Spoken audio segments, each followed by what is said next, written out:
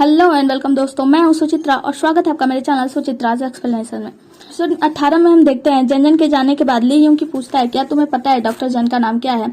ज्यूली कहती है नहीं मुझे नहीं पता। ली यूंग की बताता है डॉक्टर जन का नाम जन ज्यूलिंग है और उनके दवाई खाने का नाम ज्यूलिंग दवाई खाना है। तुम्हें लगता है ये कोई संयोग है? ज्यूलिंग कहती है हाँ हो सकता है। आगे हम देखते हैं चेंगमिंग को उसके घर वाले समझा रहे होते हैं कि जन अच्छा नाम है तो वो ज्यूलिंग नाम बदल क्यों नहीं देती, और जरूर उसने ही तुमसे ये इम्पेरियल डिग्री मांगी होगी। चेंगमिंग कहता है ऐसा नहीं है, उसने हमारे परिवार के लिए कितना कुछ किया है, मेरा पैर ठीक किया और हमारे दुश्मनों को भी मार भगाया। क्या हमारा कोई फर्ज नहीं बनता हम उसका ख्याल रखें? एग्जिग्जुई कहती है चेंगमिंग तुम उसे पसंद करते हो, इसका मतलब ये नहीं कि तुम ज्यादा बोलो। चेंगमिंग कहता है मुझे लगता था कि मैं अपनी फीलिंग छिपा सकता हूँ, पर हाँ मैं उन्हें बहुत पसंद करता हूँ और मुझे लगता है कि उसके यहाँ आने के बाद मैं उससे सच में शादी करना चाहता हूँ क्योंकि मैं उसको बहुत पसंद करता हूँ। दादी माँ कहती है ठीक है जाओ भेज दो ज्यूलिंग का नाम का डिग्री। दादी माँ कहती है चेंगमिंग ये सब अपने प्यार के लिए कर रहा है तो करने दो। अगले सीन में जन और ज्यूली राजकुमार ज्यूरोंग को दवाई पिला रहे होते हैं। ज्यूली पूछती है क्या तुम अपने परिवार में इकलौती बेटी हो? जन कहती है हाँ, तो ये दवाई खाना तुम्हें तुम्हारे परिवार से विरासत में मिली है। ज्यूलिंग अच्छा नाम है। तभी ज्यूरोंग को होश आता है तो ज्यूली उससे पूछती है क्या तुम ठीक हो? तुमने तो मुझे डरा ही दिया था। फिर राजकुमार कहता है मुझे लगा मेरी बड़ी दीदी मेरे साथ है। जन रोने लगती है। ज्यूरोंग पूछता है कि ये कौन है तो जन कहती है मैं आपकी डॉक्टर हूँ। ज्यूरोंग को भूख लगता है तो ज्यूली खाना बनाने चली जाती है। ज्यूरोंग कहता है मैं थोड़ा थका हुआ हूँ तो आप बाहर जाइए, मैं सोना चाहता हूँ। जन कहती है ठीक है तुम आराम करो। जन बाहर आकर खूब रोती है और खूब खुश भी होती है। फिर कहती है मेरे पिताजी को तो मैं नहीं बचा पाई पर मैं तुम्हें बचा लूंगी, इंतजार करो ज्यूली और ज्यूरोंग, मैं जल्द ही वापस आऊंगी। दूसरी तरफ हम देखते हैं ज्यूली खाना बना रही होती है। खाना लाने पर जन सभी खाने की अच्छे से जांच करती है, फिर ज्यूरोंग को खाने को देती है।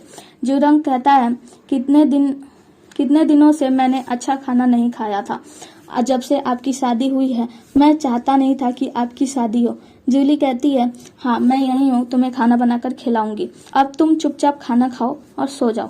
जन दवाई लेने जाती है। दूसरी तरफ ली यूंकी राजा च्यूरोंग को बताता है कि महाराज राजकुमार अब ठीक हो गए हैं। तो उनका नौकर कहता है कि इसका मतलब मिस जन बहुत अच्छी डॉक्टर है। राजा गुस्सा करता है और कहता है इसने तो परेशानी खड़ी कर दी। तो ली यूंगी कहता है कि महाराज ये तो आपके लिए अच्छी बात है, राजकुमार ठीक हो गए, इससे आपके रेपुटेशन को भी कोई चोट नहीं आएगी। तो राजा च्यूरोंग कहता है तुम कहना क्या चाहते हो, तुम्हें क्या लगता है वो राजा बनेगा? ली यूंगी कहता है नहीं महाराज मुझे माफ कर दीजिए, मैं ये कहना चाहता हूँ कि राजकुमार ठीक हो गए, अभी भी पूरी तरीके से अच्छी कंडीशन में नहीं आए हैं और जवानी में मरना ये कॉमन बात है। अभी तो आपके सर से आपका रेपुटेशन बहुत सही हो गया। जन और बैंगटाओ और उसका भाई आपस में बात कर रहे होते हैं कि मिस जन कितनी अच्छी डॉक्टर है। मिस जन एक काबिल डॉक्टर है, पर समझ नहीं आ रहा उन्हें वहाँ ली यूंकी ने हायर क्यों किया था। भरोसा नहीं हो रहा कि ली यूंकी ने उन्हें वहाँ हायर किया। दूसरी तरफ जन और ज्यूली बात कर रहे होते हैं कि ज्यूरोंग अच्छे से सो रहा है, अब जब उठेगा तो ठीक होगा। जन कहती है हाँ जरूर।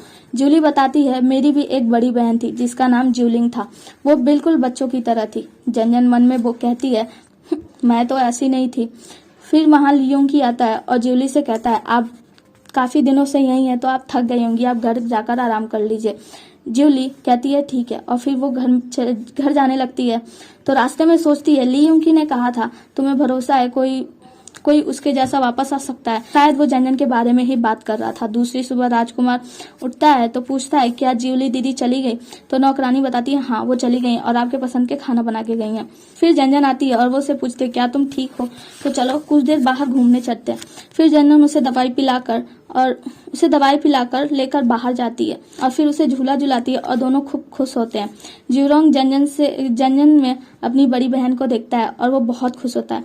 ज्यूरोंग कहता है सब मुझसे कहते हैं कि मैं बहुत बड़ा हो चुका हूँ, इसलिए मैं बहुत दिनों से खेल नहीं पा रहा था। जन कहती है तुम अभी 13 साल के हो और तुम्हें खेलना चाहिए और खुश रहना चाहिए। तभी वहाँ ली यूंकी आता है और राजकुमार से उनके रूम में जाने के लिए कहकर जन से पूछता है राजकुमार जल्दी किसी से घुलते मिलते नहीं है, तुम्हारे साथ कैसे घुल मिल गए? जन कहती है शायद मुझे वो पसंद करने लगे हैं, अब मैं चलती हूँ। अगले सीन में हम देखते हैं ल्यू ईयर बताती है राजकुमार ठीक हो गए हैं तो मिस जैन जल्दी ही वापस आ जाएंगी। उसके जाने के बाद युगजीवी QI के पास जाती है और पूछती है तुम घर कब जा रहे हो, मैं पहले से तैयारी कर दूंगी। QI बताता है कि मैं स्प्रिंग फेस्टिवल में जाने वाला हूँ 3 मार्च से पहले। तुम्हें तो पता है चैंग फैमिली के लिए ये त्योहार कितना इम्पोर्टेंट है। युगजी पूछती है तुम्हें वो लोग कितना पे करते हैं। QI बताता है पता नहीं, जितना बिजनेस हो उतना। तो एग्जिबी पूछती है मैं उसकी बात नहीं कर रही हूँ, मैं बात कर रही हूँ फैंग फैमिली की।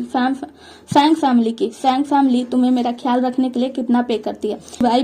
QI बताता है ज्यादा नहीं, चैंगमी मास्टर ने कहा था 10,000 चांदी के सिक्के।